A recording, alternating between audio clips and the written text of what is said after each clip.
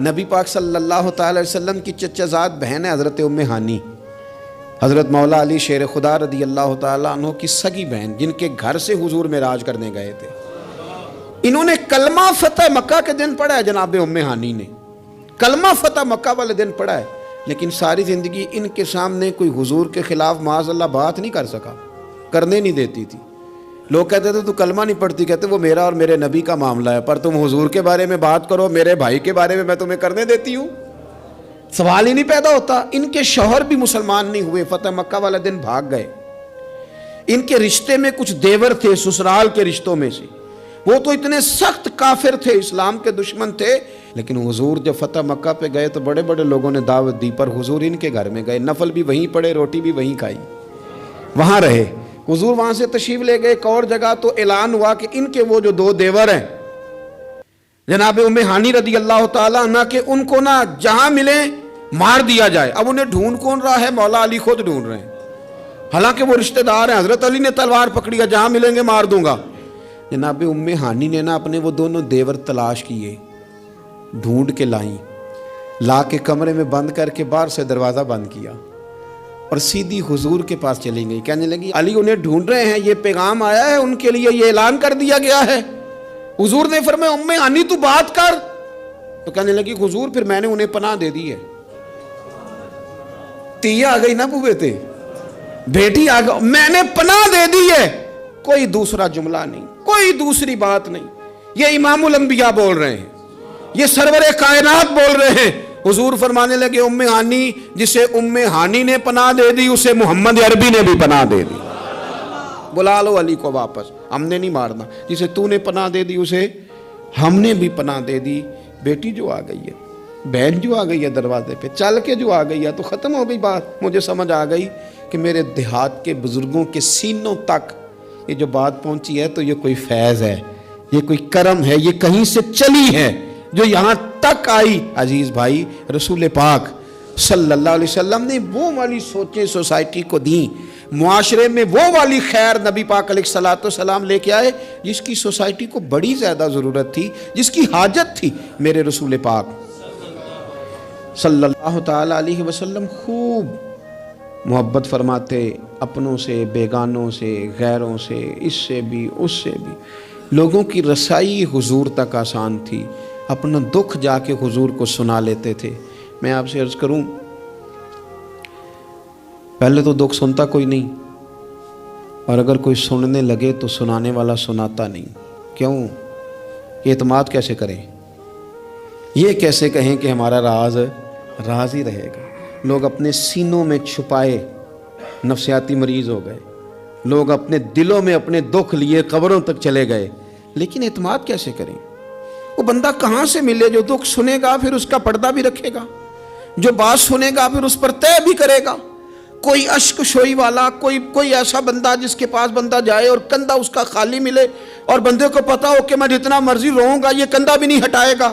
لوگوں کو یہ میسر ہی نہ آیا، لیکن میرے رسول کائنات سرور دو عالم نور مجسم صلی اللہ تعالی علیہ وسلم کی خدمت میں کوئی بھی آیا، وہ یار حضور بھی تو بڑا ہی مصروف ہے نا، پگلی عورت ہے، دیوانی ہے، اس نے آ کے کہا حضور میں نے کوئی بات کرنی تھی، تو فرمایا تو جس گلی میں کہے گی میں وہیں تیری بات سننے کو تیار ہوں، تو جہاں کہے گی۔ یعنی یہ نہیں فرمایا کہ تو کل شام عصر میں آ جانا، ہوتی ہے مصروفیات، ترتیب دے لیا جاتا ہے، وقت بعض اوقات ہوتے ہیں مسائل، لیکن حضور نے جو سیرت چھوڑی وہ یہ ہے کہ تو جہاں کہے گی۔ اور صحابہ کہتے ہیں پھر ہم نے دیکھا بھی اس نے ایک گلی میں حضور کو کھڑا کیا ہوا ہے، اور وہ نبی پاک صلی اللہ علیہ وسلم کو نہ اپنے دکھ سنا رہی ہے۔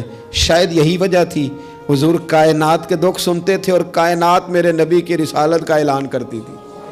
حضور اگر ان کی سنتے تھے تو یہ ساری زمین و آسمان کی مخلوق حضور کے ترانے پڑھتی تھی، نبی پاک کی نعتیں پڑھتی تھی، حضور کا تذکرہ کرتی تھی، یہاں تک کہ جن کو لوگ بھیڑیے کہتے ہیں وہ بھی حضور کے گن گاتے تھے۔ ایک شخص کہتا ہے میں بکریاں چلا رہا تھا تو بھیڑیا ایک بکری اٹھا کے لے گیا، میرے پاس نیزہ تھا، تلوار تھی، ڈنڈا تھا، میں نے اس کو اس طرح کر کے گھیرا کہ بکری چھڑا لی۔ بھیڑیا جا کے بیٹھ گیا پہاڑ کے اوپر، اس کو رب نے زبان دی، وہ بولنے لگا، کہنے لگا مجھے اللہ نے رزق دیا تھا تو نے چھین لیا ہے۔ کہتے میں پہلے ڈرا، پھر میں نے اسے کہا بھیڑیا کیسے بولتا، یہ تو بڑی عجیب بات ہے۔ وہ کہنے لگا ایک بات اس سے بھی عجیب ہے. میں نے کہا وہ کیا؟ کہنے لگے مدینے میں حضور آ گئے ہیں اور تو نے ابھی تک جا کے کلمہ ہی نہیں پڑھا. وہاں حضور آ گئے اور تو نے, یہ اس سے بھی عجیب بات نہیں؟ بھیڑیا بول رہا ہے. کائنات کے جب حضور نے, یہ جو پوری دنیا میں لوگوں نے یا رسول اللہ یا رسول اللہ یا رسول اللہ کی صدا بلند کی, اور یہ ذرہ ذرہ بھی عید میلاد پہ حضور کے ترانے پڑھتا نظر آیا, تو یاد رکھو حضور نے اپنی مدثر کی چادر پھیلائی ہی اتنی ہے کہ دھرتی ساری کے دکھ حضور نے سمیٹ لیے. اللہ کے رسول صلی اللہ علیہ وسلم نے اپنی چادر نور میں لے لیا سب کو. پر میں کیا کروں, میری ملت کا جوان اگر کبھی موبائل سے گردن اٹھائے گا تو باپ کا حال پوچھے گا نا. وہ اگر کبھی مووی سے اپنے آنکھیں سائیڈ پہ کرے گا تو اماں سے پوچھے گا نا کہ آپ کو کوئی تکلیف تو نہیں ہے. اس طرح کر کے دنیاوی مشاغل اور مسائل میں ہم الجھ گئے ہیں, اور کوئی فائدہ بھی نہیں اٹھا پا رہے. کچھ بھی نہیں ہے, کچھ بھی نہیں ہمارے, ہم نے کوئی نفع نہیں حاصل کیا, الجھتے ہی جا رہے ہیں.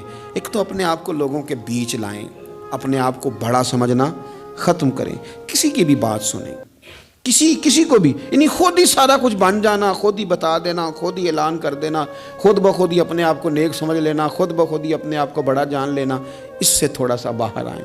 اور دوسرا یہ کہ جس حد تک ممکن ہو, جس حد تک آنسو پوچھے جا سکیں اس حد تک تو جانا ہماری ڈیوٹی ہے کہ نہیں.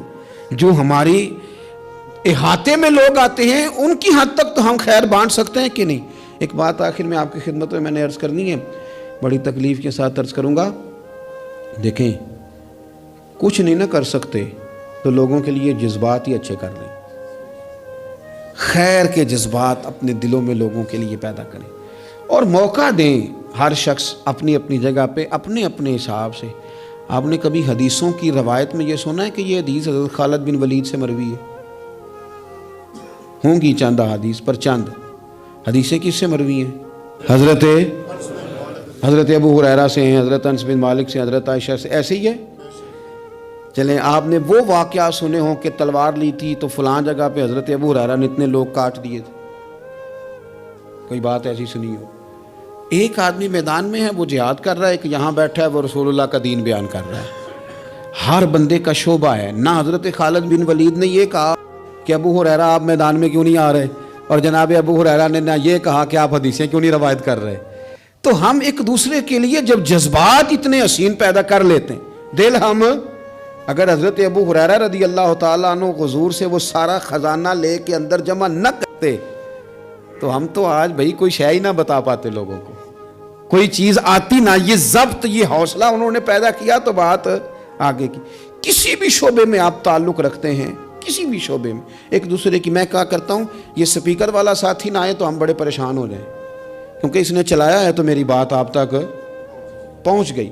ہر بندے کی ضرورت کو محسوس کریں. میں بہت سارے کام نہیں کر پاتا اپنے ہاتھ سے, یعنی مجھے روز کہیں دور دراز جلسوں پہ جانا ہوتا ہے, پر جلسے پہ جا کے میری ہی اہمیت ہے, میرا ہی نعرہ ہے, میرے گلے میں ہی پھول ہیں, پر ڈرائیور جو بیچارہ, میں تو سو گیا گاڑی میں, وہ تو جاگتا رہا.